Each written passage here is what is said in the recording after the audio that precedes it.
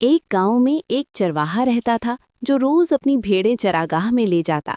वो बहुत शरारती था और लोगों से मजाक करना उसे अच्छा लगता था। एक दिन उसे ख्याल आया कि क्यों ना गांव वालों को धोखा दिया जाए। उसने जोर जोर से चिल्लाना शुरू किया, भेड़िया आ गया, भेड़िया आ गया। गांव वाले अपनी मदद छोड़ छाड़ कर दौड़ते हुए आए, लेकिन वहां कोई गांव भेड़िया वाले नहीं देखते था। हैं कि कोई भेड़िया नहीं। चरवाहा हंसने लगा। गांव वाले नाराज होकर वापस चले गए। अगले दिन उसने फिर वही हरकत की। इस बार भी गांव वाले आए, मगर फिर मालूम हुआ कि चरवाहा झूठ बोल रहा था। अब किसी को उस पर एतमाद ना रहा। कुछ दिन बाद वाकई एक भेड़िया आ गया और भेड़ों पर हमला करने लगा। चरवाहा पूरी ताकत से चिल्लाया, भेड़िया आ गया, मुझे बचाओ। मगर इस बार किसी ने उसकी बात पर यकीन ना किया।